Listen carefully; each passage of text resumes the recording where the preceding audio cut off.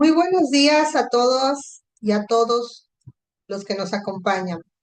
Es un honor darles la más cordial bienvenida al Seminario Género y Anticorrupción, Bases para construir agendas institucionales para la igualdad.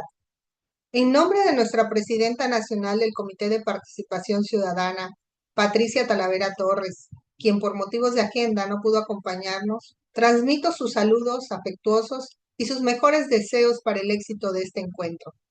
Este seminario representa una oportunidad invaluable para reflexionar, dialogar y construir propuestas que fortalezcan la igualdad y la integridad de nuestras instituciones. Les agradecemos su presencia y participación, que sin duda enriquecerán este espacio de aprendizaje y colaboración. Agradezco la presencia de los colaboradores directos que hicieron posible este esfuerzo colaborativo y entre los que me gustaría mencionar para que ustedes tengan conocimiento de quiénes están detrás de este seminario.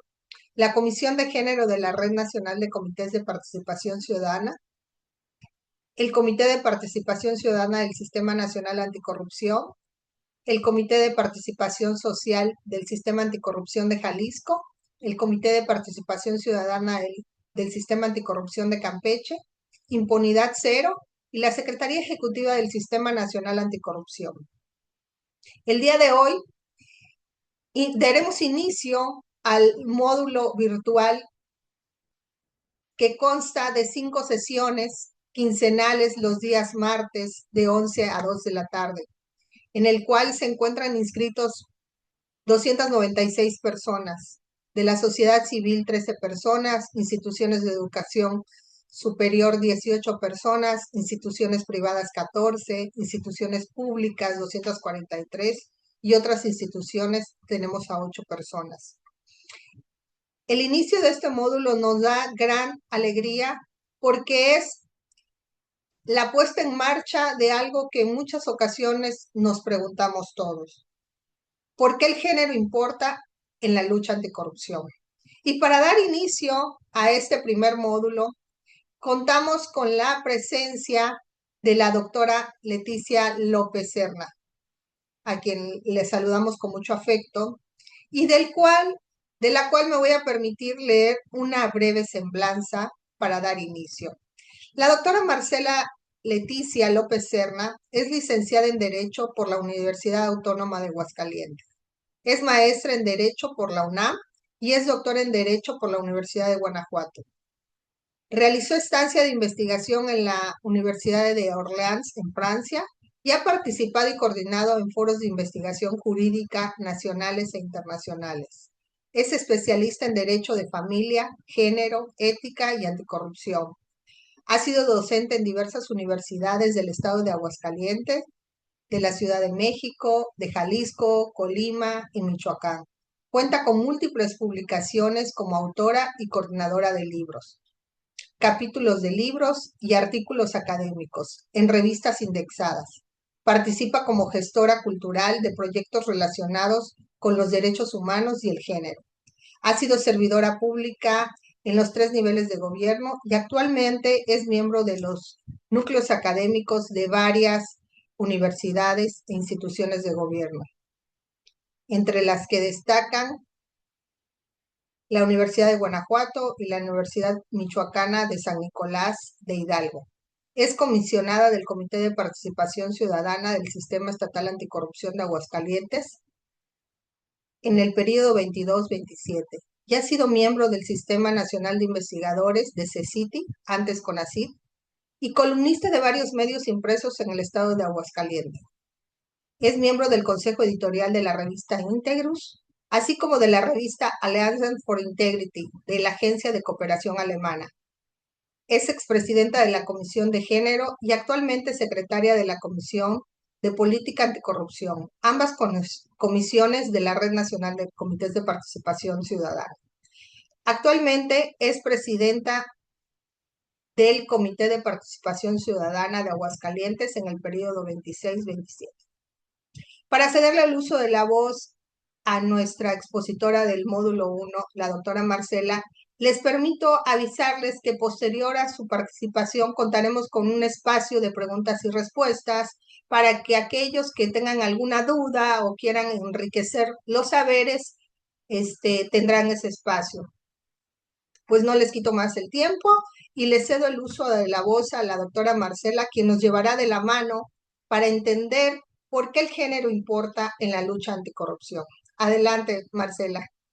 Muchas gracias, Susi. Bueno, pues la verdad es que súper agradecida con la Comisión de Género de siempre esta posibilidad de incluirme, de la generosidad de poder iniciar con este seminario que me parece que es de muchísima relevancia y en el que particularmente vamos a iniciar con los conceptos claves para poder entender después lo que viene en las siguientes sesiones.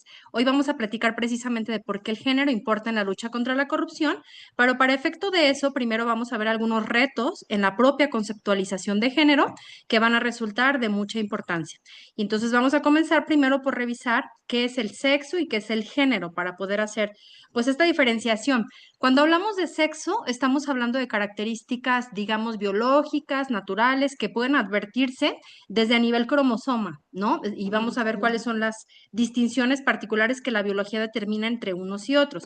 Sin embargo, hay una serie de constructos sociales y culturales que han determinado como si se tratara de cajoncitos qué es lo que le corresponde al hombre por ser hombre y qué es lo que le corresponde a la mujer por ser mujer y cómo tiene que ser uno y cómo tiene que ser el otro.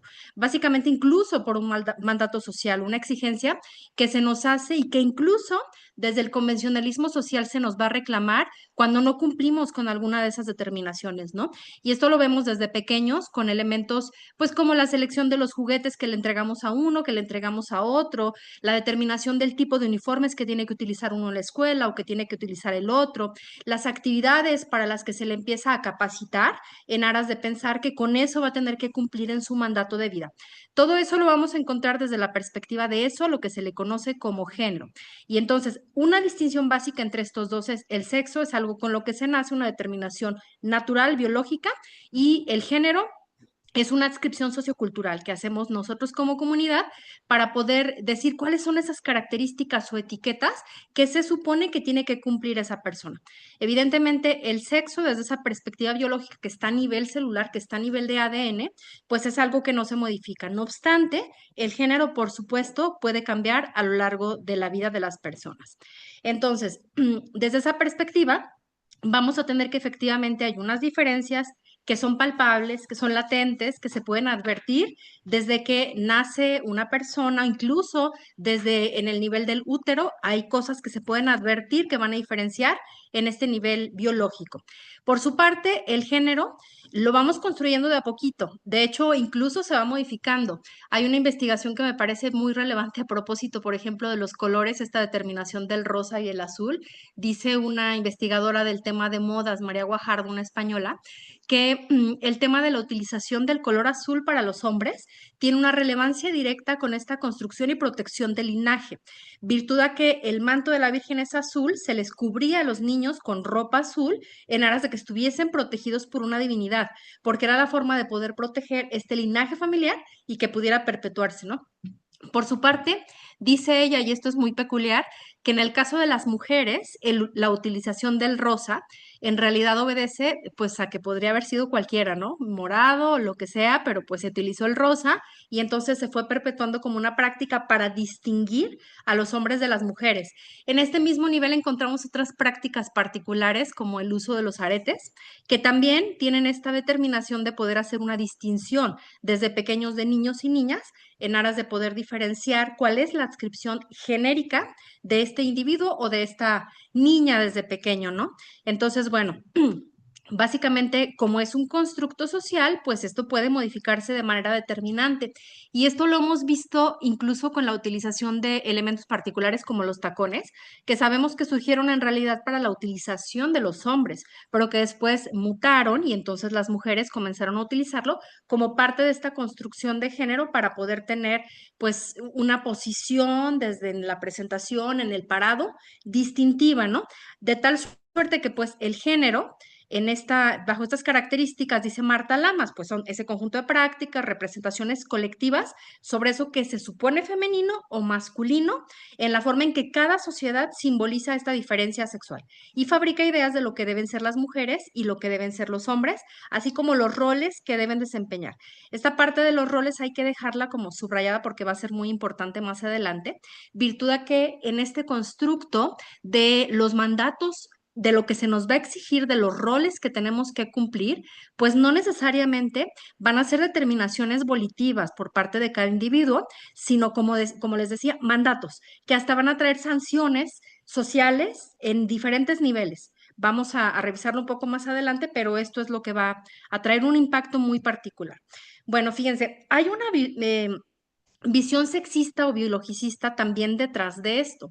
Margaret Mead particularmente señala que virtud a que la especie humana pues tiene esta razón, tiene la posibilidad muy maleable de irse construyendo y de ir generando como papeles muy concretos que en esta obra de teatro que es la vida tenemos que desempeñar.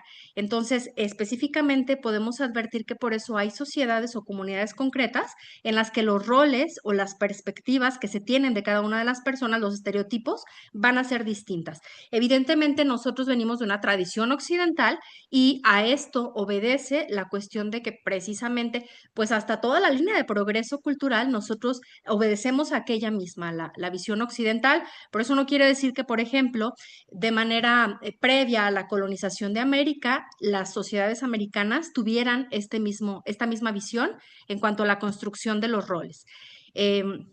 Voy a irme adelantando porque preparé muchas diapositivas y luego no voy a alcanzar.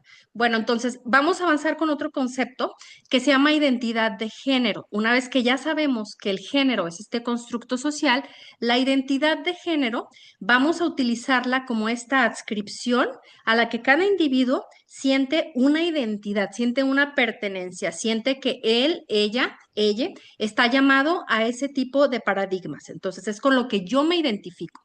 Y de hecho, virtud al desarrollo que se ha hecho del derecho al libre desarrollo de la personalidad, la posibilidad de que la identidad de género sea decidida por las personas, pues es uno de los desarrollos más importantes.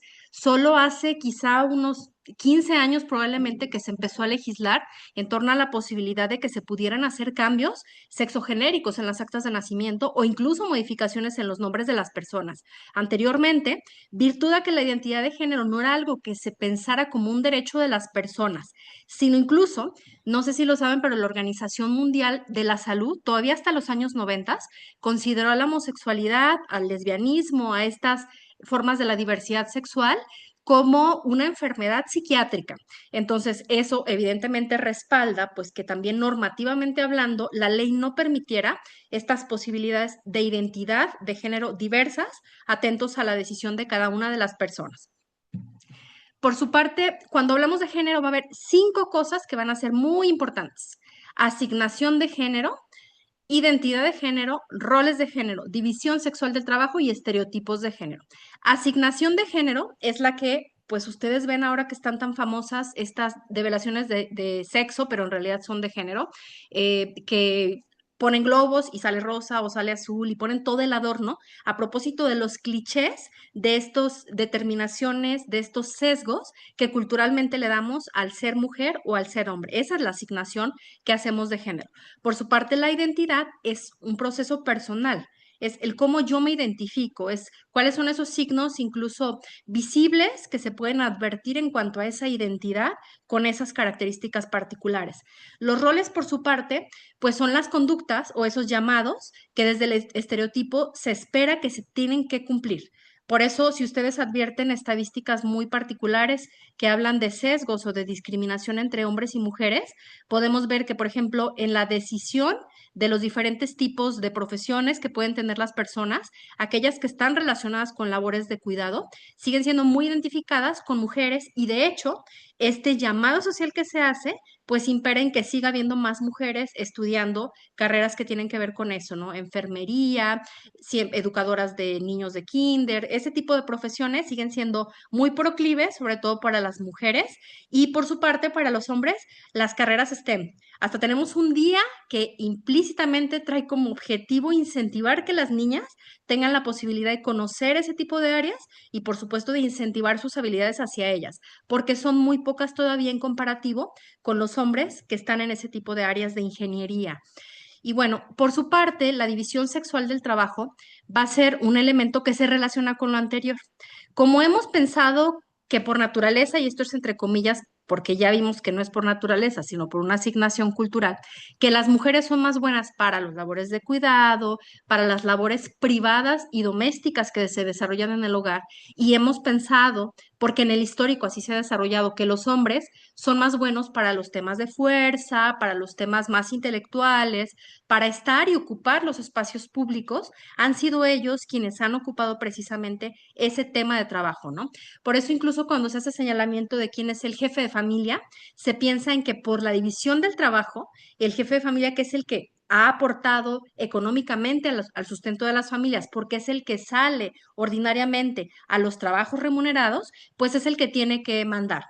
Y esto, fíjense, en materia histórica y como chisme jurídico, tiene una detonación desde muy allá, desde el derecho romano e incluso desde la primera constitución que se llamó Carta Magna Inglesa, con una relación a la propiedad, como los hombres eran quienes tenían propiedad, pues esto era correlativo con son los que pueden tomar las decisiones. Entonces, la división sexual de trabajo ha traído también unas diferencias económicas y unos sesgos que se van a materializar de manera preponderante, incluso a nivel patrimonial. A nivel mundial, el porcentaje de propiedad privada que tienen los hombres y que tienen las mujeres, pues por la misma división de trabajo y el que ganan dinero y realizan trabajos remunerados, pues tiene que ver con que las mujeres a nivel mundial tenemos aproximadamente el 10% de la propiedad privada, mientras los hombres tienen el otro 90%. El caso mexicano no es tan extremo como este, pero sigue siendo aún con una brecha importante particular en la detención de bienes raíces. Y bueno, los estereotipos de género, entonces desde esta perspectiva, pues son prejuicios que nosotros tenemos respecto de cómo se tiene que ver, cómo se tiene que comportar, cuáles son las características que tiene que cumplir esta persona. Y les decía lo de los convencionalismos sociales, porque si bien muchas veces en la norma se han hecho modificaciones que pretenden que los hombres y las mujeres tengamos contextos de igualdad en la lucha y en el disfrute de nuestros derechos, pues la realidad es que esto sigue siendo muy complejo y en gran medida es también virtud a los estereotipos de género, porque desde una perspectiva de cómo actuamos dentro de la sociedad nosotros cuando tratamos a uno o a otro, pues se advierten este tipo de sesgos. Yo recuerdo en alguna ocasión que estábamos caminando por la calle, yo y mi esposo, yo dije buenas tardes y voltearon a contestarle a él. O sea, es eso, es ese elemento de estereotipo de cómo uno es el que tiene que liderar y entonces con ese es con el que hay que entenderse. ¿No? Entonces, seguimos poquito y las expresiones de género, pues van a ser literalmente de manera física esas cosas que la cultura les acomoda, lo del rosa, lo del azul o patrones particulares, la utilización del cabello largo, la utilización de los aretes, la utilización de maquillaje para las mujeres y para el hombre, pues hasta el dicho de que el hombre tiene que ser feo, fuerte y formal, son parte de estas expresiones de género, aunque hay que decir que en este momento histórico particular, a propósito de la diversidad, las expresiones de género tienen muchas más posibilidades que esta organización binaria que hemos hecho siempre solo de hombres y mujeres, ¿no? Hay posibilidades incluso de quienes no se adscriben a ninguna de las dos y pueden tomar lo mejor de cada uno de los mundos que consideren que es oportuno. Y por eso, si ustedes se han fijado el cómo se llama el conglomerado de la diversidad, ahora no es limitativo. Antes eran unas siglas particulares que inscribían a cada una de las diversidades que considerábamos que formaban parte. Hoy decimos, es que eso puede ser limitado y puede haber incluso más. Por eso es LGBTTI más Q, ¿no? Por si hay alguna otra posibilidad de alguien que se identifique de manera diversa. ¿Por qué va a ser importante este tema de conocer estos conceptos? Luego hay una serie de confusiones teóricas en torno a estas expresiones, pero cuando hablamos de perspectiva de género, la realidad es que no se circunscribe exclusivamente a las mujeres. Si bien históricamente comienza con la lucha de las mujeres desde las convencionistas, es más, desde Olympe de Gouges en 1791 con la Declaración de los Derechos de las Mujeres y las Ciudadanas, pues la realidad es que esta lucha abre la posibilidad para otras expresiones de género.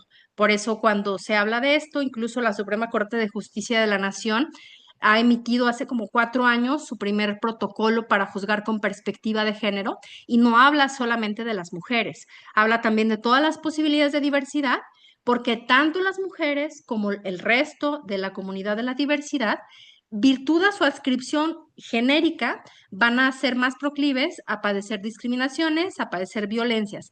Y hay estadísticas que tendrían que preocuparnos de manera pues aberrante, porque por ejemplo, estadísticas que hay virtud a las personas trans, las personas que se consideran como trans o que se adscriben como trans, tienen una estadística de nivel de vida, de esperanza de vida, que debería asustarnos realmente. Cuando un mexicano tiene la posibilidad de vivir cerca de 80 años, las personas trans en nuestro país viven como 35. Entonces, no es aleatorio el que justo ese grupo poblacional tengan una esperanza de vida tan pequeña.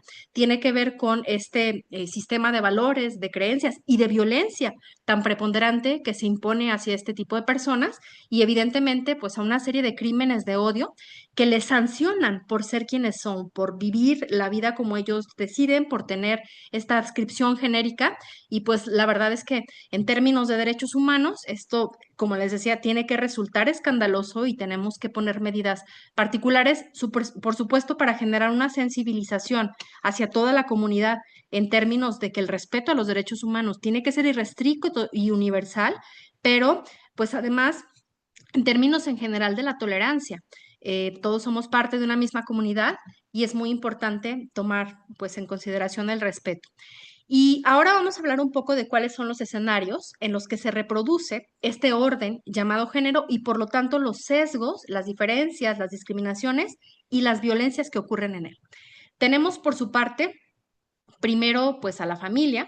Evidentemente dentro de la familia es donde las primeras relaciones humanas se dan, es donde primero empezamos a hacer determinaciones de diferencias, donde primero si hay dinero suficiente estudian todos y si no hay suficiente estudian solo algunos y muchas veces es por el tema de género, donde los trabajos domésticos son desarrollados solo por las mujeres casi siempre, donde a los hombres se les pone a hacer cargas de fuerza física, donde se les inhibe la posibilidad de desarrollarse emocionalmente, entre muchas otras cosas. Entonces, la familia va a ser, por supuesto, un escenario importante donde esto ocurre.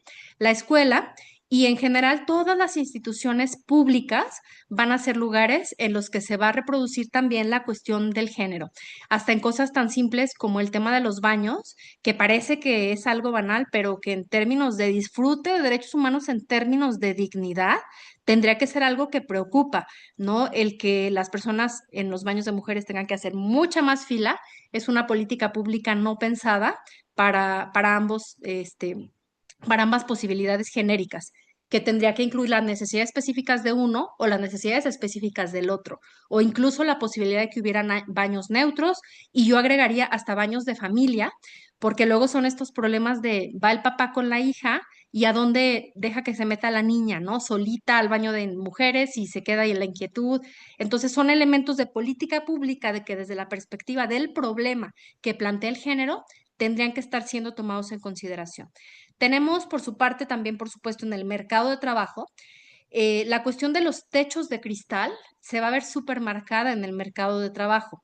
Son estas limitaciones fácticas que de hecho, virtud de la adscripción a un género en particular, van a impedir la ocupación de ciertos puestos de trabajo, pues porque no se considera que tengan o las posibilidades o las capacidades o las habilidades, o porque incluso se piensa que van a tener limitaciones virtud de las obligaciones familiares que repercute la cuestión de los estereotipos de género. Entonces, en el mercado de trabajo hay una brecha que va a ser importante también en cuanto a los salarios. Por la realización de trabajos iguales, las mujeres siguen ganando menos que lo que ganan los hombres. Los medios de comunicación y el lenguaje va a ser otro apartado donde también vamos a tener pues un problema particular. Ustedes recordarán que en la época del gobierno de Vicente Fox se empezó a poner de moda el decir niños y niñas, mujeres y hombres, porque el lenguaje construye realidades. Dice George Steiner que lo que no se nombra no existe. Y a propósito de eso, les quiero platicar una otra anécdota curiosa histórica de nuestro país, en la que la posibilidad del derecho del voto a las mujeres nos llegó hasta 1953, pero la lucha es más vieja. Y durante esta lucha, en algún punto, una de los argumentos para no permitir que las mujeres votaran tenía que ver con que la redacción constitucional establecía que todos los mexicanos podrían acceder al voto y a ser votados. Pero como decía todos los mexicanos y no decía todas las mexicanas, pues entonces las mujeres teníamos que esperarnos hasta que hubiera una reforma en la que sí se nos autorizara esta posibilidad. Entonces, si ustedes advierten cómo esta paradoja dialéctica para ese momento fue un obstáculo, pues entonces entenderán por qué la respuesta en algún momento dado tuvo que ser esta tautología de tener que nombrar específicamente hombres, mujeres y pues aunque resultara largo el discurso, aunque resultara repetitivo, pues esta necesidad de tener que hacerlo. Pero pues al final es una cuestión también sociológica de visibilización. Lo mismo para el tema de la comunidad LGBT, evidentemente son personas que no solo quieren ser tomados en consideración como una parte del conglomerado de la población, sino como una parte distintiva con características particulares y con necesidades muy particulares. Entonces, por supuesto, en el lenguaje va a ser muy importante y esto, por supuesto, se traduce en los medios de comunicación. Los medios de comunicación generan pues una narrativa muy particular de qué es lo que tiene que ser, de qué es lo que es deseable.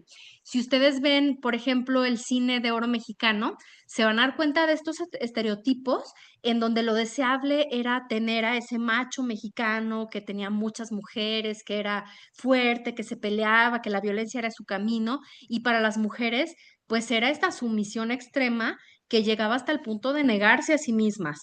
Esto obviamente va construyendo también realidades deseables que pues se convierten en aspiraciones para las personas que están permanentemente nutriéndose de ese tipo de ese tipo de contenido. Y bueno, finalmente el Estado, a ver, hay un tema que se habla mucho y que luego es criticado, el sistema patriarcal. ¿Qué es el sistema patriarcal? Pues dice el dicho que el que es el dueño de la pelota junta a jugar a sus amigos. El sistema patriarcal más o menos funciona así.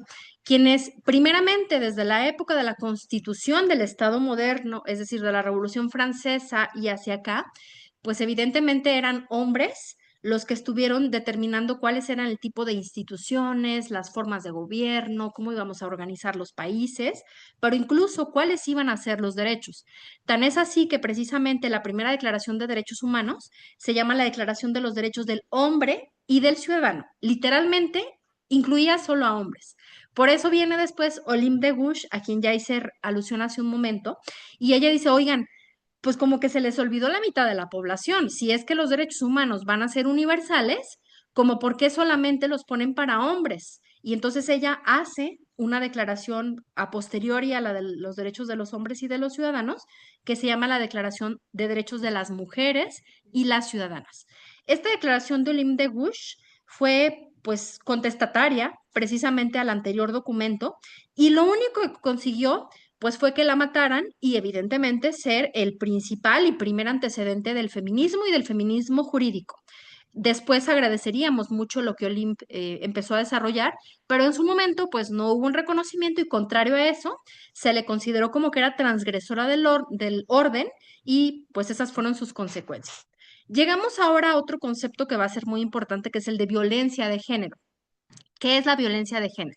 La violencia son actos específicos de violencia que son realizados en contra de las mujeres, virtud a cuestiones que tienen que ver con la imposición del poder. Y aquí me voy a permitir hacerles una descripción muy sucinta, pero también me parece muy terrible de la sentencia de González y otras, o también conocida como Campo Algodonero, que básicamente refiere al caso de las muertas de Juárez.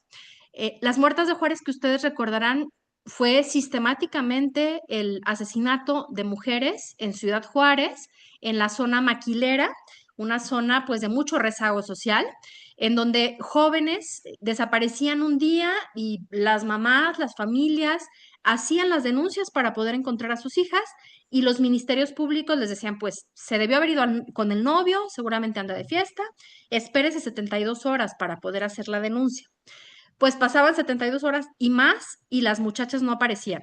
Y no era una, ni dos, ni 10, se contaban ya por cientos. O sea, sistemáticamente el Ministerio Público, viendo que era una, seguía pensando o pensaba esto de que se había ido de fiesta o con el novio, pero cuando eran 50 seguía pensando que era esto. O sea, ya el modus operandi, lo sistemático, lo tan repetitivo del caso, para cualquiera la lógica nos habría dicho, pues obviamente no todas se fueron de fiesta, no todas se fueron con el novio y algo tiene que cambiar. Entonces, después de pues esta gran cantidad de casos que le ocurrieron a estas muchachas, su asunto llega hasta la Corte Interamericana de Derechos Humanos porque no lograron encontrar justicia en nuestro país y en la Corte Interamericana se resuelven elementos muy particulares que llaman la atención. Primero, la descripción de cómo habían sido encontrados los cuerpos de estas chicas. Todas ellas presentaban visos, evidentemente, elementos de violencia sexual. Muchas de ellas tenían arrancado el cuero cabelludo, tenían mordidas y desprendidos los pezones, estaban sin ropa y tenían huellas de violencia sexual, todas ellas. Eh, estas particularidades, por supuesto, que encontraron como similitudes entre las diferentes mujeres, pero en particular las tres que son parte de esta sentencia de campo algodonero, todas ellas fueron encontradas adicionalmente en un campo de producción de algodón, por eso se llama campo algodonero. Y básicamente en la sentencia, que es muy dura, se hace una crítica contra el Estado mexicano, considerando que precisamente toda esta construcción de prácticas sociales, toda esta construcción de estereotipos que no solo imperan en la sociedad, sino también en el derecho y en la construcción del Estado, imperaron de manera activa o también de manera omisiva por parte del Estado para que esto ocurriera y que siguiera ocurriendo y que fuera repetitiva la acción. Entonces se condenó al Estado mexicano considerándolo un Estado feminicida y diciéndole, tienes que hacer todas las políticas públicas. Para mi gusto, la parte más importante de la sentencia tiene que ver para la no repetición. Si esto pasó una vez y pasó dos y pasó tres y pasó tantísimas veces, ¿qué tienes que hacer desde todas las perspectivas de política pública, de seguridad, de lo que sea, adecuaciones normativas, para que no se repita una sola vez más? Esa fue la intención que tuvo la resolución. Y la verdad es que esta resolución pues ya data de hace muchos años y la estadística hoy en nuestro país sigue siendo de 11 mujeres entre 10 y 11 mujeres que van a morir por el hecho de que nacieron mujeres y que 60 aproximadamente en el país van a tener la mala suerte de que el día de hoy van a tener una violación sexual, ¿no? Entonces, estas cosas, por supuesto que en el número, cuando lo vemos como estadísticas duras, espanta y tiene que provocar a la acción, no nada más a que podamos, pues, hacer un momento de sentimentalismo, sino movernos hacia la acción y, por supuesto, al repele de todo lo omisivo que estamos siendo. Esto es muy importante porque en términos de violencia de género, fíjense, el secretario ejecutivo del Sistema Nacional de Seguridad Pública en nuestro país, a partir de hace algunos años, en que, por ejemplo, la de Campo Algodonero, le dijo al Estado mexicano, es que reestructura tu Estado en términos de que de manera transversal pueda permear la perspectiva de género, porque no basta con que, por ejemplo, vayas y pongas una policía rosa en esa sección de Ciudad Juárez donde estaban ocurriendo estas cosas. No, no es suficiente eso. Huelgo decir que, bueno, el contexto bajo el cual estas mujeres fueron sustraídas era de todo el rezago en términos de políticas públicas, lugares en los que no había alumbrado público, entonces imagínense en la oscuridad qué fácil era sustraerlas, lugares en los que el transporte público tardaba en pasar 2 horas y quedaban expuestas en la oscuridad 2 horas, como la foto que corrió en redes sociales de Devani, ¿no?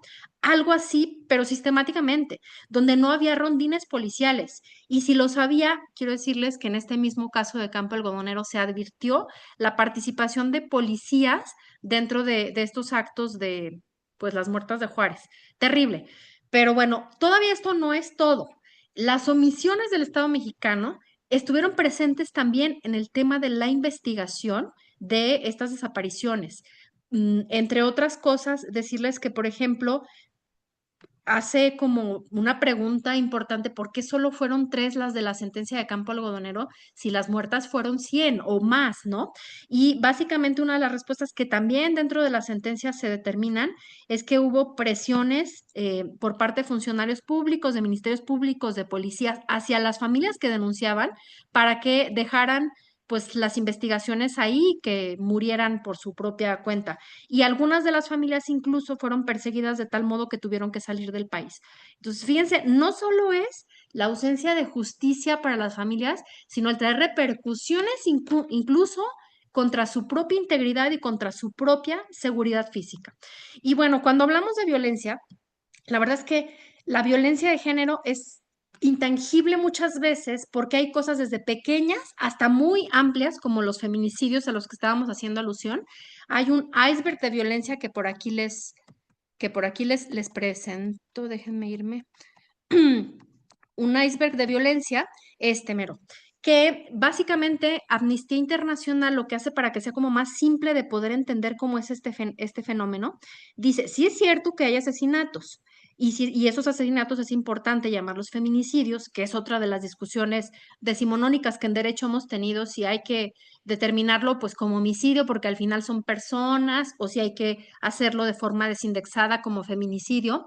La razón sociológica de hacerlo como una determinación y como un tipo penal autónomo tiene que ver precisamente con esta visibilización. Anteriormente no sabíamos cuántas mujeres morían bajo condiciones similares a las que les dije de este caso de Campo Algodonero. Y en el histórico han sido muchísimas. Por contarles una, en la Casa de la Cultura Jurídica, hoy Casa de los Saberes Jurídicos de aquí de Aguascalientes, tienen algunos expedientes que son de pena de muerte en los que hemos hecho una investigación y una en concreto es de un hombre al que le dictaron pena de muerte que después se revocó y terminó no teniéndola, pero que básicamente como que pensó, tuvo alguna inseguridad respecto a infidelidad de su esposa y entonces la acuchilló, así nada más.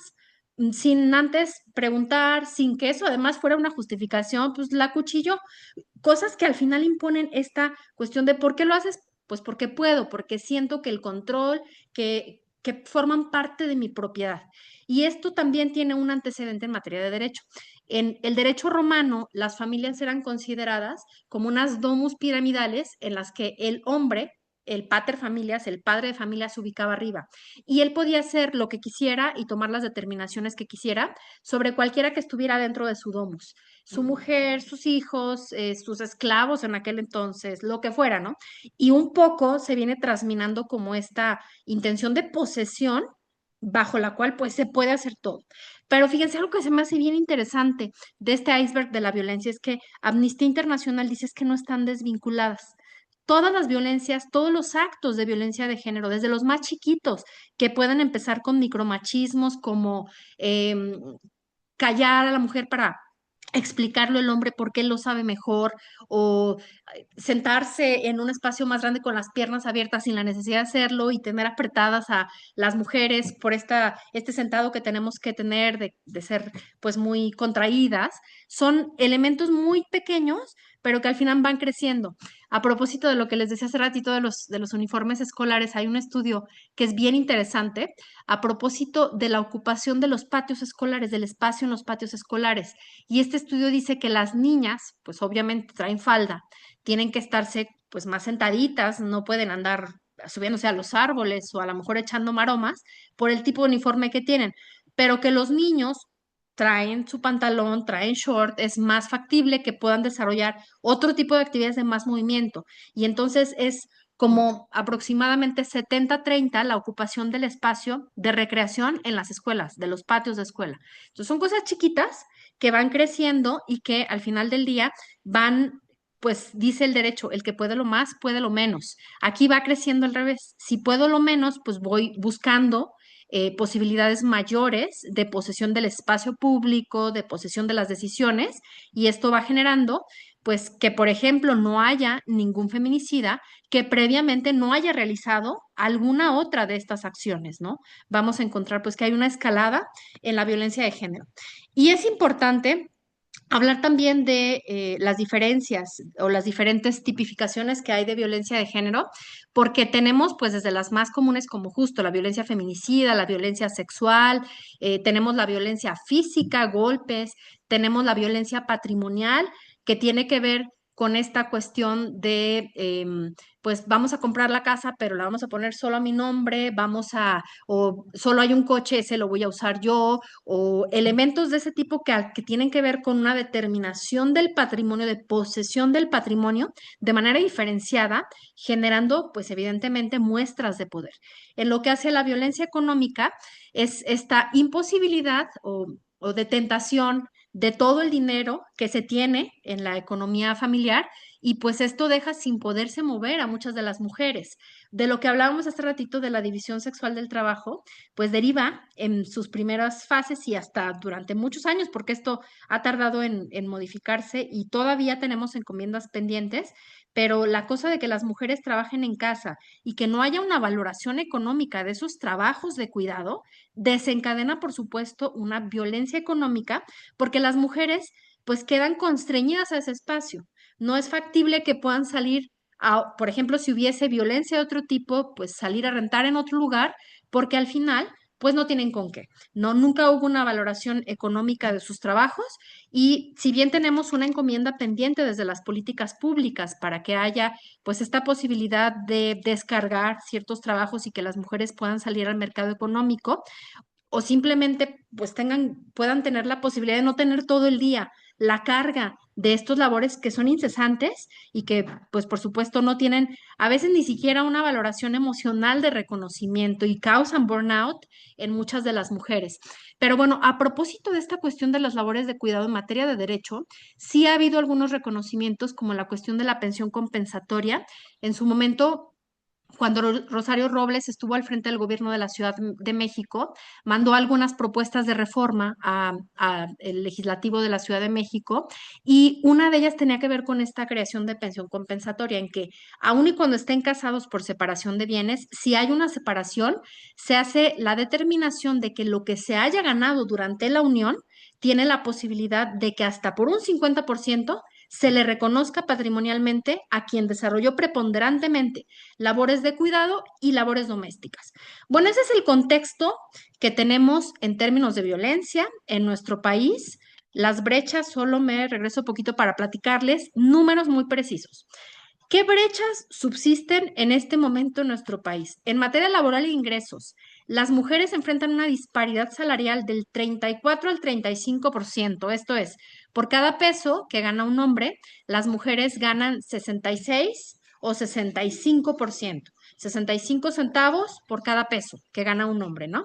Entonces son 35% más que si ustedes lo ven en términos de qué es lo que podrían comprar con 3,500 pesos más, ya visto sobre 10,000, pues es a veces hasta el pago de una colegiatura de un niño o muchas cosas, ¿no? Es importante la brecha. En materia de participación económica, solo el 46% de las mujeres participan en la economía, situando a México en el lugar 122 de 146 países en el rubro. O sea, estamos muy cerca del sótano.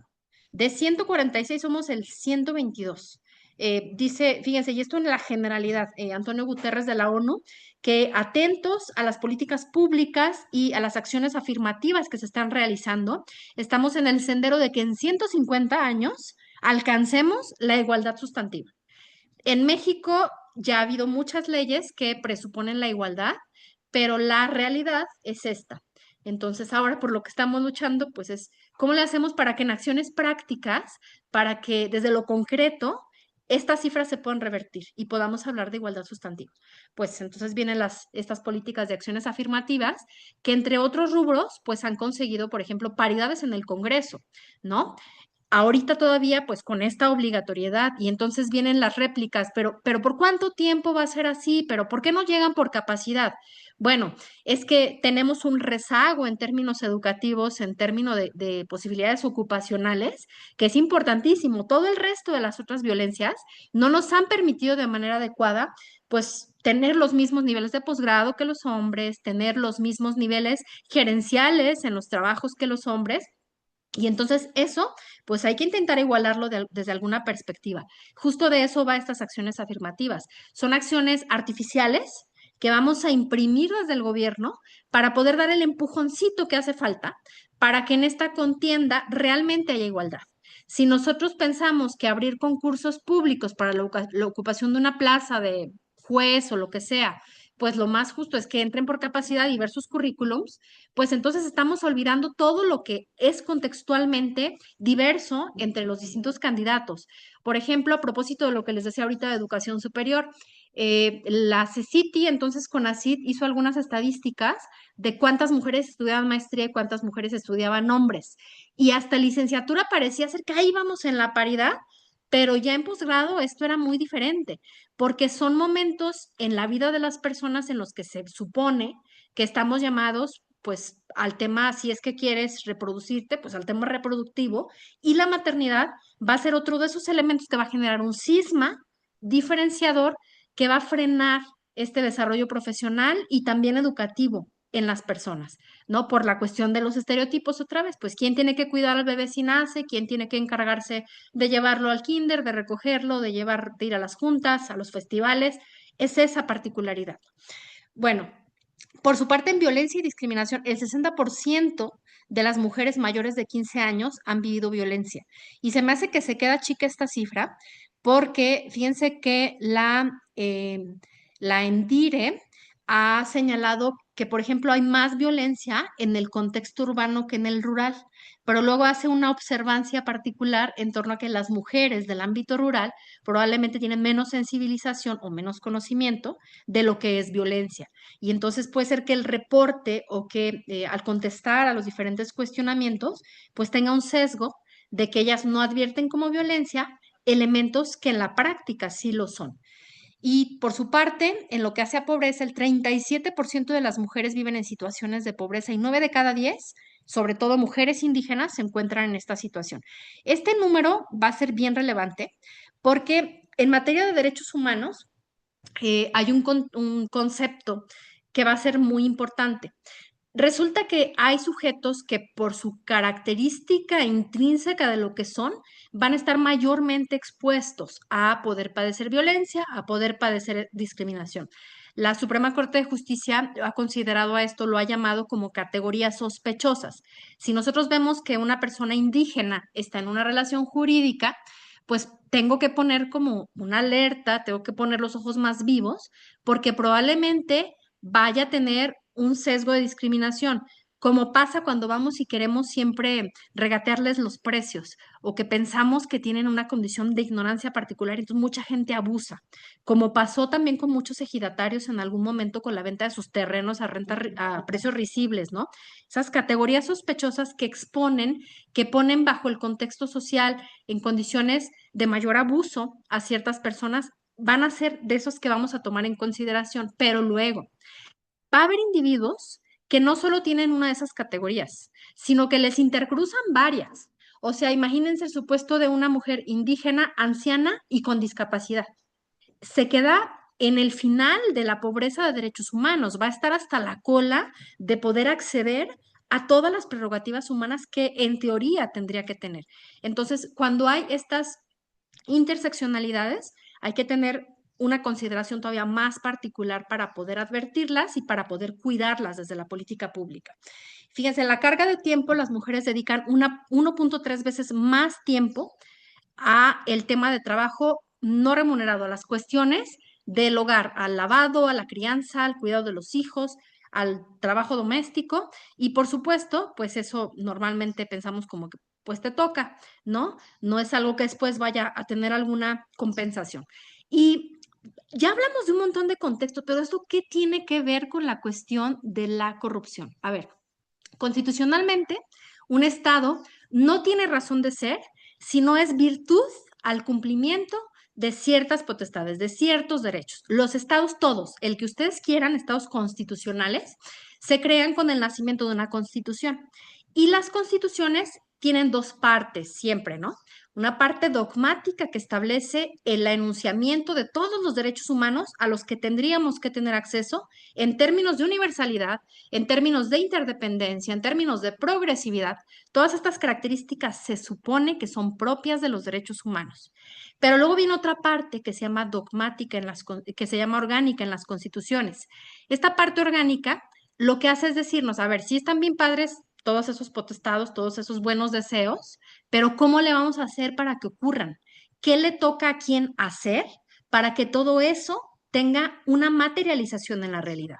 La parte orgánica entonces va a decirnos cómo se van a dividir el trabajo, quién se encarga de qué. De tal suerte que si eso después ustedes ven lo reglamentario de la Constitución en las diversas materias, en las diversas normas, pues nos vamos a encontrar que hasta en el organigrama de la dependencia que a ustedes se les ocurra, no hay cabida para ningún funcionario público si no es virtud a tener un propósito en la administración pública. Esto es, en la realización de esos objetivos que el Estado tiene.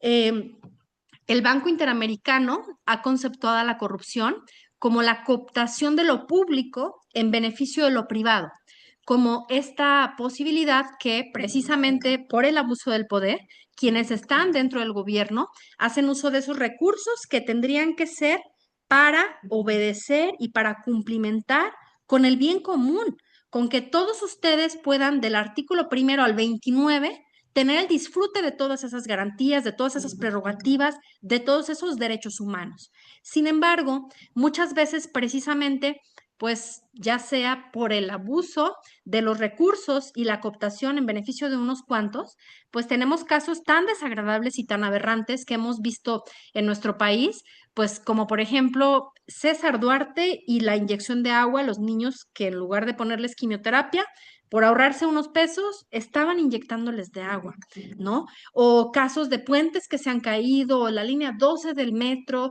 o esos casos que han sido escandalosos, Segalmex, que es dinero que al final del día era para todos, era para el disfrute, para el cumplimiento de nuestro derecho a la salud, de nuestro derecho a la educación, pero que desafortunadamente está yéndose de manera específica hacia unas cuantas personas.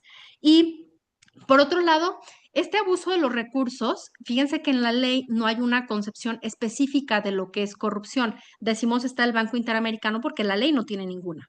Pero eso también nos posibilita para que podamos conceptuar. Hay en la norma penal hechos que se relacionan con la materia penal y que van a ser sancionables y otros en la materia administrativa. Pero no hay una circunscripción específica de que solo esto es corrupción. Y entonces esto favorece incluso para poder indagar desde la perspectiva de la comisión de acciones por omisión, porque al final del día estas omisiones que pueden ser sistemáticas y consistentes por parte del funcionariado público, pues traen repercusiones en que muchas cosas que tendrían que ser realizadas por esos funcionarios públicos no lo sean. Simplemente, pues porque vieron que podían no hacerlo y lo hicieron, ¿no? Entonces, eso al final del día se materializa también como una forma de abuso del poder. ¿Por qué dejaste de hacerlo? Pues porque quise, porque desde mi escritorio yo podía tomar la decisión de hacer o de no hacer la política pública, o de darle más preponderancia a esta otra y abandonar esa otra. Al final del día, en términos de lo que les decía hace rato de la no repetición, a ver, el Estado mexicano no se le preguntó si tenía que hacer eso o no, si tenía la voluntad de hacerlo. Es una sentencia que nosotros en su momento decidimos otorgarle jurisdicción a la Corte Interamericana. Entonces, su cumplimiento no está sometido a una posibilidad discrecional del Estado. Tenemos que hacerlo. Y desde esta perspectiva, sobre todo me parece que para aquellos que estamos inscritos en este seminario, debe ser muy importante pues la cuestión de buscar condiciones y contextos que estén libres de corrupción, que estén libres de estas privaciones específicas en beneficio de algunas personas que redundan en las brechas que estamos platicando, que redundan en esas cantidades de feminicidios que van a ocurrir el día de hoy y el día de mañana. Y algo que es súper doloroso me parece para este contexto mexicano, parece ser que hoy la noticia de que van a ser una niña, pues más allá de que nos tendría que dar alegría por la venida de una nueva vida, de un nuevo ser, parece ser que nos da temor por el pensamiento de que está inscribiéndose en una carrera de muy alta competitividad, de muy alta peligrosidad. Parece ser que es un deporte de muy alto riesgo nacer mujer en nuestro país, sobre todo en algunos sectores, en algunos estados que incluso tienen alerta de género. ¿Qué significa esta alerta de género?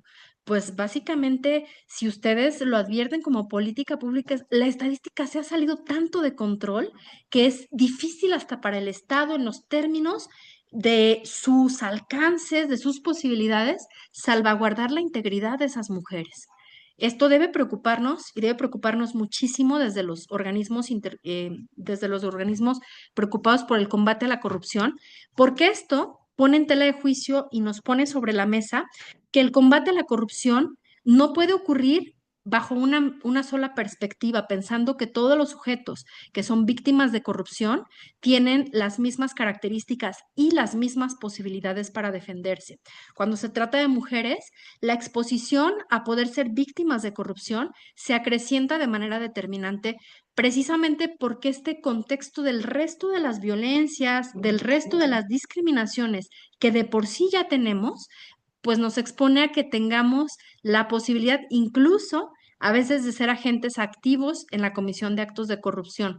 Algunas estadísticas señalan que, por ejemplo, en lo que refiere a actos de corrupción en las escuelas o en los hospitales, por conseguir una cita, por conseguir que me pongan a mi hijo en el turno matutino porque en la noche es un lugar peligroso o lo que sea, pues soy capaz de corromper o de intentar corromper a la autoridad educativa para que me dé ese espacio. Es decir, en muchos casos tiene que ver con una cuestión del mismo cumplimiento de esas labores que por estereotipo se piensa que las mujeres tienen que desarrollar y por eso son esos los contextos en los que luego son más corruptibles. Pero otro contexto en el que también hay que preocuparnos mucho respecto al combate a la corrupción tiene que ver también con responsabilidades administrativas y con cuestiones de acoso que ocurren dentro de las entidades públicas. En muchos casos, la sextorsión suele ser considerada como una moneda de cambio muy fácil, pero que no ocurre de manera igualitaria para todos, sino exclusivamente para las mujeres, porque se piensa que esa es su carta de moneda de cambio, que eso es algo que las mujeres pueden dar para poder subir de puesto o para poder conservar incluso su trabajo. Temas que tendríamos que tener garantizados, como la posibilidad de tener un trabajo con dignidad. En el servicio público a veces no son factibles y hay algunas entidades en las que la estadística es preocupante y algunos sectores de nuestro país en los que más preponderantemente. Entonces, pues sí es importante hacer esta separación en primera instancia para poder advertir cuáles son esos contextos de riesgo y cuáles son las posibilidades que tenemos para inhibir, eh, pues que justamente la de por sí ya mermada condición de algunos sujetos de derecho para poder acceder a ellos se convierta todavía en una condición para que tengan más violaciones, para que tengan menos disfrute en términos de igualdad de lo que tendrían que tener, para que tengan menos posibilidades de vivir una vida sin discriminación y, por supuesto, sin corrupción.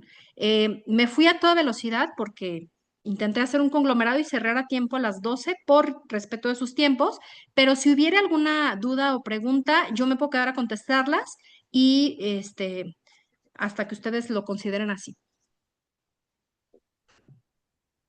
Muchas gracias, Marce. Sin duda alguna, esta temática nos mueve y nos da las bases para entender el fenómeno de la desigualdad de género y sobre todo hacer reflexiones y análisis sobre este derecho que, como bien comentaste, es un iceberg en la violencia de género. Y sobre todo en esta época pareciera que hemos avanzado, pero seguimos todavía con ese iceberg.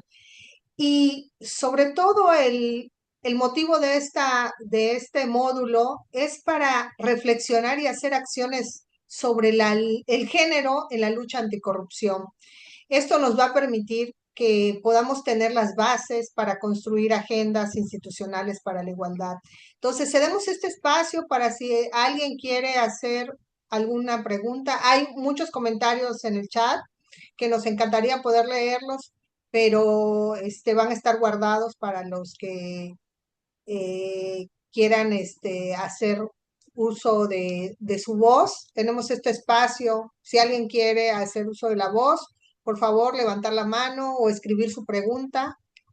para que nuestra ponente, la doctora Marcela, nos pueda contestar y enriquecer este tema. ¿Alguien se anima?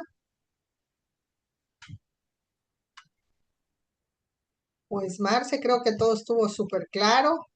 No veo preguntas. ¿Alguien que alce la mano?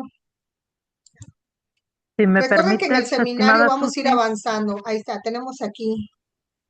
si me permite, Susi, para Sí, unirme a las felicitaciones a la doctora Marcela, que amablemente nos honró debutando en este seminario, al cual le tenemos pues mucho afecto, mucho aprecio, porque lo hemos visto crecer, desarrollarse, y hoy en esta primera sesión, al ver los rostros y la intensidad con la que siguieron la conversación con Marcela, pues nos permite darnos cuenta que fue una decisión acertada.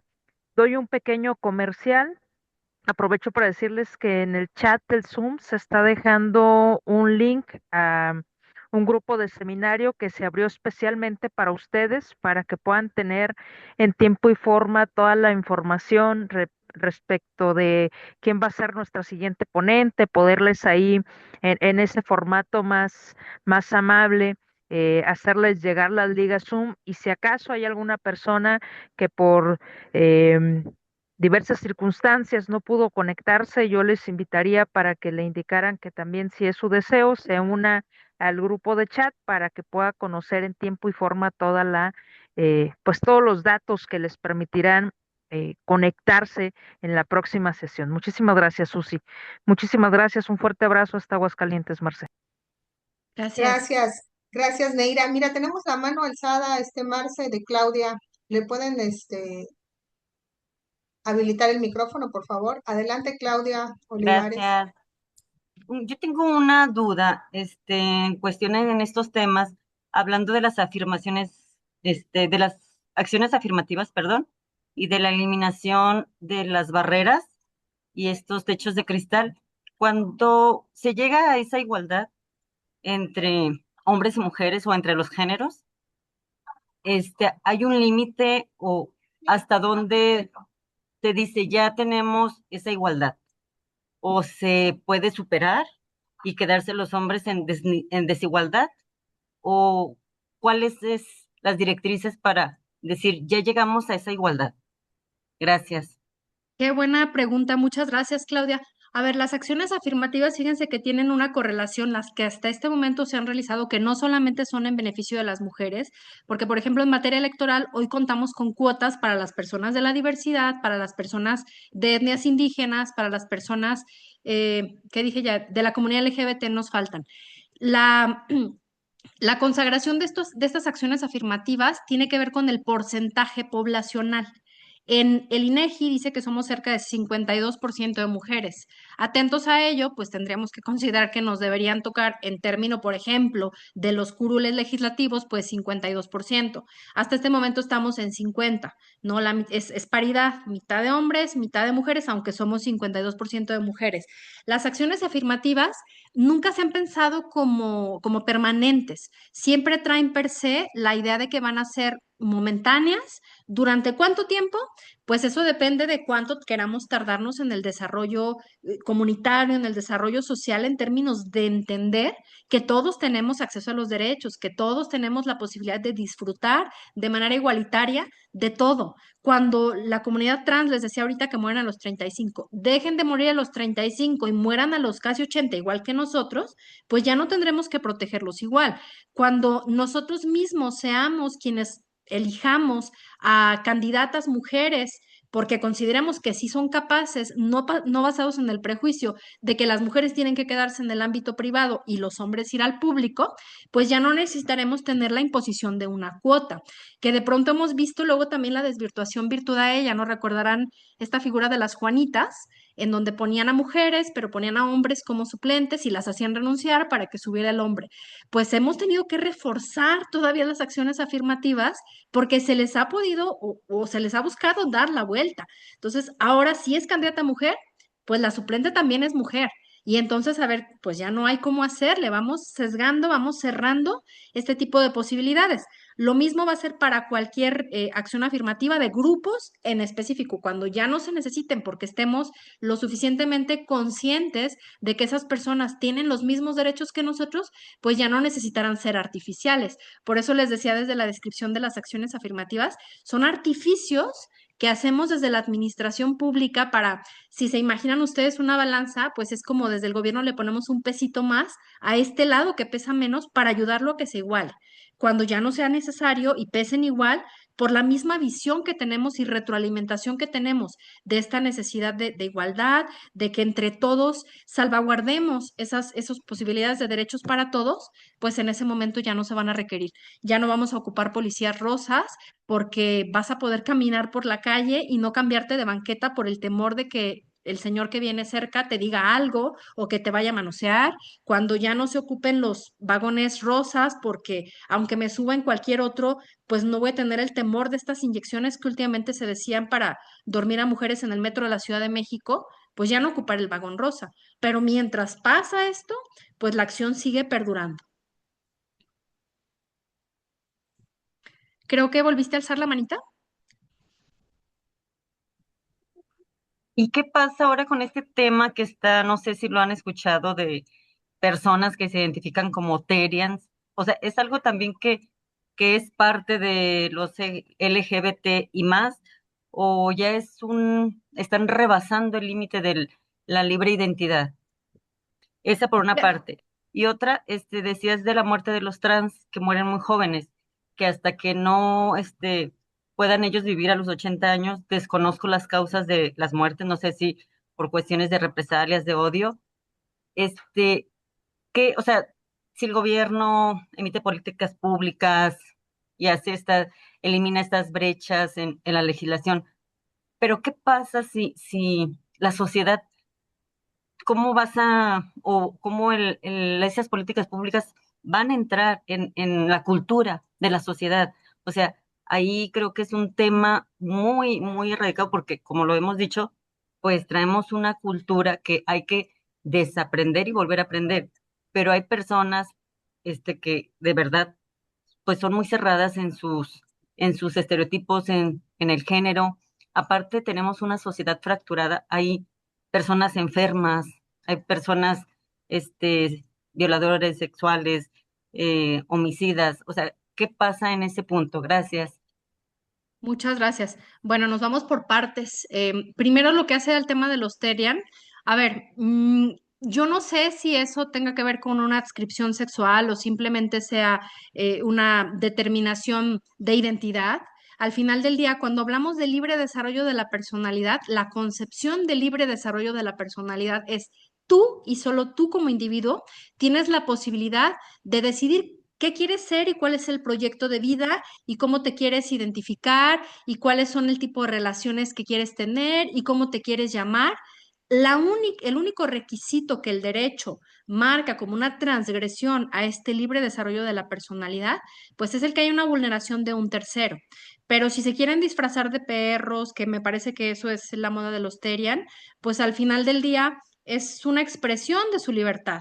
Y eso no perjudica a ninguna otra persona en que quieran vestirse así, como no lo haría tampoco el que en su momento pues utilizaran cualquier otro tipo de ropa. Hay países en los que sí se ha llegado, sobre todo en términos de la cuestión de la laicidad, incluso a una prohibición en el libre desarrollo de su personalidad para poder tener la aportación, no sé, de la burka o de cruces católicas, cristianas, porque se considera que el espacio público es laico y que entonces la aportación de ese tipo de elementos perjudica a los demás porque es un contexto público en donde no tendrías que ir a hacer proselitismo de ningún tipo de ideología. En ese tipo de lugares pudiera ser que esto se prohibiera, pero en los países en los que estamos desarrollando el libre desarrollo de la personalidad, solo con el límite de que no haya una afectación a terceros, difícilmente pudiésemos decir que eso como que va más allá, porque no hay un más allá. En términos de la cuestión del principio de legalidad, la autoridad sí tiene especificaciones y límites, pero los particulares no, podemos hacer lo que queramos siempre y cuando no haya pues una prohibición específica. Y para el tema de vestirse de Terians, no hay ninguna prohibición. Entonces sí pueden hacerlo y pues no podríamos hablar de que haya alguna transgresión pues normativa o en términos de derechos humanos Y no recuerdo qué más me preguntaste, Claudia. La segunda parte ya se me fue la cabra. ¿Le pueden activar el micro poquito?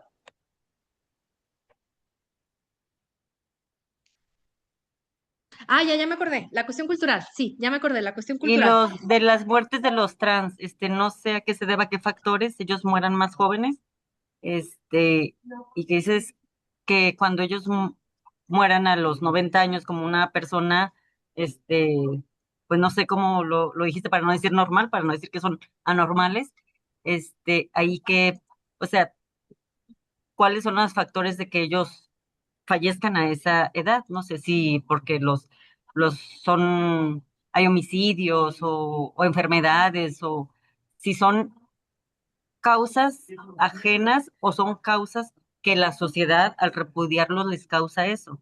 O sea, si nosotros como sociedad estamos causantes de sus muertes a esa edad tan corta, o cuál es el factor o la causa. Gracias. Sí, muchas gracias. Bueno, esta edad a la que mueren es una ponderación. A lo mejor no todos mueren a esa edad, pero muchos van a morir más jóvenes que esa edad. Entonces, al hacer el promedio, pues mueren aproximadamente a los 35 y mayoritariamente tiene que ver con crímenes de odio.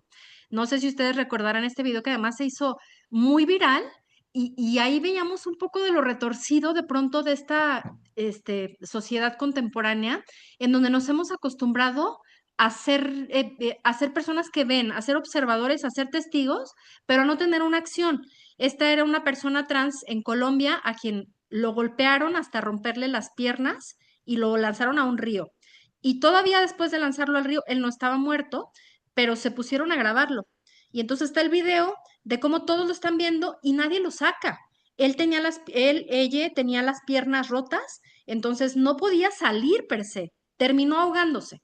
No fue el tema de los golpes, terminó ahogándose por esta violencia en términos de, pues porque te vi caminar y tú no coincides con los estereotipos que tenemos como expectativa y entonces te vemos como algo extraño y hay una porofobia muy particular que reniega de lo que es diferente, que reniega sobre todo de lo que se ve más pobre en materia de derechos y que entonces se le reclama. No nada más es malo que seas, sino me molesta que estés aquí, no puedo integrarte dentro de esto. Y parte de esa visión que bueno, viene desde la Segunda Guerra Mundial, esta idea de que empecemos a advertir al otro en sus diferencias, que tengamos que empezar, y esta es una frase, pues porque es traducida del inglés, se le dice así, diversalidad. No es en sí la observancia de la diversidad, sino es la observancia y la aceptación y la comprensión y la empatía, desde la empatía, que tenemos que ver a ese otro, que aunque no se parece a mí, que aunque no piensa como yo pienso, tiene la misma dignidad que yo y merece el mismo respeto que yo y que en esos términos su vida es valiosa. Y entonces no podemos quedarnos como observadores y dejar que muera, como pasó también en esta otra foto que ganó el Pulitzer de una niña somalí con un sopilote atrás esperando solo a que muriera para que se la coma. Eso estamos haciendo en Occidente, ser observadores de hambrunas, de violencia. Y pues nos quedamos viendo y compartiendo en el Facebook, ¿no? Entonces, sí es una crítica como importante que tenemos que hacer. ¿Y en qué momento esto va a cambiar? Pues, a ver, todos somos sujetos y producto de este mismo sistema occidental patriarcal. Quienes estamos en esta sala, todos estamos en México, somos frutos del mismo colonialización y en esos términos sí somos machistas, pero se nos puede ir quitando poco a poco. Hay algunos que ya estamos en un proceso de deconstrucción más avanzado que otros y como dices, pues a lo mejor para algunos va a ser más tardado, más complejo, pero algo que es súper esperanzador, sobre todo en temas culturales y educativos, es que el cambio generacional llega y de pronto ya no te das cuenta y hace cuántos años en todos lados se podía fumar y hoy casi ninguno y no extrañamos eso. Lo hacemos, lo hemos normalizado.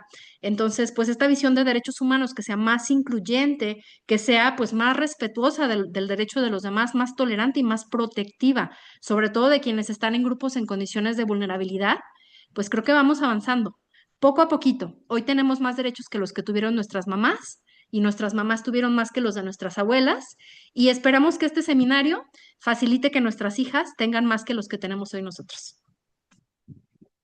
Muchas gracias, estimada Marce. Pues mira, ya para finalizar, tenemos una pregunta muy interesante en el chat, que con esta cerraríamos la sección de preguntas y respuestas. Y dice así, ¿Qué responsabilidades administrativas pueden derivarse de actos de corrupción como componente de violencia de género? Sí, bueno, en sí mismo parece ser o es, hay algunos casos que tienen que ver con corrupción en hechos de género, como lo que les decía de sextorsión. Eso sí ya está sancionado en muchas normativas de responsabilidades administrativas, pero lo que hace en sí la obligación de juzgar con perspectiva de género, por ejemplo, para todos los OICs, la verdad es que no es algo que quieras o no quieras hacer, es una obligación que impone la normativa internacional a la que México se ha hecho parte, pero que además después también mandata a través de diferentes eh, recomendaciones, incluso la Suprema Corte de Justicia. El protocolo para juzgar con perspectiva de género no es un documento ahí para que haga bulto, es para que nos enteremos todos y para que vayamos sensibilizándonos en qué cosas cuando estamos integrando una carpeta de responsabilidades administrativas tendrían que advertirse para salvaguardar la integridad de estas personas. Por ejemplo, a partir de que se crearon los protocolos en las diferentes entidades para poder atender casos de violencia, pues se aplican temas que tienen que ver, por ejemplo, con la preponderancia en el dicho de la víctima. Por ahí leí algún comentario que decía, es que estas cosas pasan en lo oscurito. Sí, pues ¿quién lo va a hacer en público? No quieren que se den cuenta. Lo hacen en lo privado como para que, pues, atemorizan y el temor hacia la víctima genera reverencialmente que se queden disminuidas y que no vayan a hacer la denuncia o que nadie les crea porque no tenían testigos o si hay una posición de jerarquía, pues menos les van a creer, ¿no? Entonces, ese tipo de postulados que traen implícita la cuestión de juzgar con perspectiva de género, pues tendrían que aplicarse desde el tema de responsabilidades administrativas. Luego, mucho pasa que en algunos expedientes que se abren en materia de actos de corrupción, pues se utiliza como chivo expiatorio a la inferior o la persona inferior y muchas veces pues son mujeres quienes también tienen, por temor a conservar su trabajo, pues firmaron lo que fue cuando no sabían ni qué rollo con esto, ¿no? Entonces, ese tipo de elementos en términos del protocolo para juzgar con perspectiva de género tienen que hacerse visibles y evidentes. Muchas gracias, Marce. Pues bueno, para dar tenemos alzada otra mano, no sé si la quieras contestar o que la ponga en el chat. Pues bueno, ya Sí, finalizaríamos con la participación de José Luis. Adelante, José Luis. Buenas tardes. buenas tardes. Yo creo que aquí el problema medular es la educación que se tiene para los niños. Falta unificar criterios para no confundir a los niños, niñas en el sistema educativo nacional. ¿Qué se espera si quienes están redactando los libros de texto no saben lo que están haciendo y cuando los quieren quitar se atrincheran para aferrarse a un puesto? Entonces, aquí creo que hay un gran problema y eso de utilizar lenguaje incluyente pues debería ser general. Entonces voy a decir, no, tengo ojos o tengo ojos, tengo pelo o tengo pela. Entonces ahí yo creo que sí debería de ser un poquito más eh, eh, abierto y no confundir. O sea, hay cosas que sí se pueden hacer, cosas que no se pueden hacer. Tenemos derechos, tenemos obligaciones, también eso hay que reconocerlo. ¿Sí? Entonces, sí hace falta unificar criterios y que se empiece con las personas que están impartiendo en las aulas, eh, pues educación para los niños, es mi punto de vista. Y Muchas gracias. Adelante. ahora, de José Luis, pero mi nombre es Martín Chávez. Muchas gracias, José Luis. A ver, fíjense, este tema del lenguaje incluyente no solamente está en boga, sino que tiene algunos elementos muy particulares que se tienen que tomar en consideración. El lenguaje es un constructo cultural, igual que lo demás es un constructo cultural, igual que el derecho, y por lo tanto sí tiene la posibilidad de tener modificaciones. Por eso hoy en la Real Academia de la Lengua está la palabra chatear y están muchas otras palabras nuevas que antes no existían, porque el lenguaje es moldeable.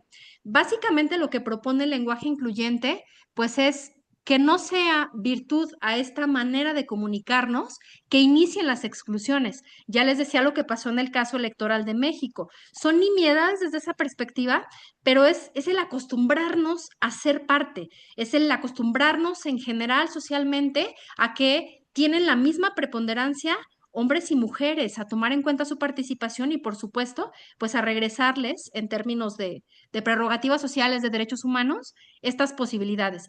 Creo yo, igual que como le contestaba hace ratito a Claudia, pues tanto el lenguaje como el derecho están para adaptarse a las necesidades sociales. Y si en esos términos pueden mejorar las posibilidades de inclusión, de desarrollo de la violencia y de la discriminación, pues me parece que merece la pena hacer estas diferencias. Recordarán ustedes el año antepasado, sí, ya hace 2 años, de la muerte de Osiel Baena, la magistrada electoral de Aguascalientes, que pugnó en juicios de amparo varios para tener la posibilidad de que se le reconociera como él se llamaba, como ella se nombraba, y pues terminó sin que haya una resolución clara de cómo fue su muerte, en un contexto de violencia abrumador, pero me parece que si son cosas tan nimias como el poder nombrarte y reconocerte como tú quieres ser llamado, pues es lo mínimo que en términos de dignidad tendríamos que poder hacer por el resto de las personas. Muchas gracias. Muchas gracias, Marcela. Pues para hacer el cierre de este seminario, voy a ceder el uso de la voz a mi colega Neira Godoy, que es presidenta del CPS de Jalisco. Adelante, Neira. Muchas gracias, estimada Susana, colega. Pues de nueva cuenta, reiterar el agradecimiento, doctora Marcela, por estar aquí con nosotros, por dialogar, por escucharnos, por compartir y por, insisto, engalanar este seminario con este primer módulo. Haberte tenido aquí es una gran dicha.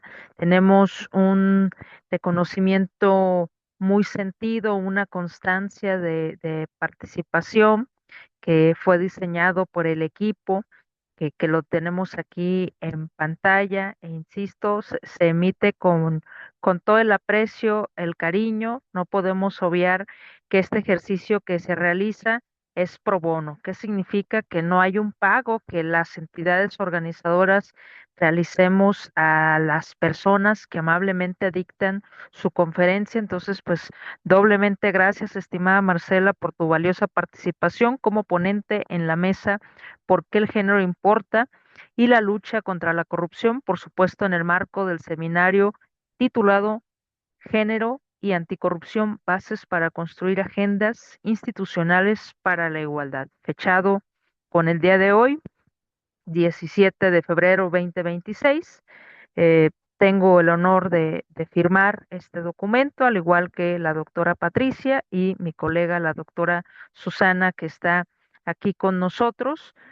Insisto, ha sido muy retador este ejercicio, por ello celebramos verte aquí, Marce, celebramos ver aquí a cada una de las personas que se registraron, que acudieron a la convocatoria, y finalmente decirles que con esta exposición damos por terminado el módulo 1, impartido por la doctora Marcela, a nombre de todos los que hacen posible este seminario, del Comité de Participación Social, del Comité de Participación Ciudadana de Campeche, del Comité de Participación Ciudadana del Sistema Nacional Anticorrupción, de la Secretaría Ejecutiva del Sistema Nacional Anticorrupción, de Impunidad Cero, por supuesto, agradecerles este momento de su día que nos brindan.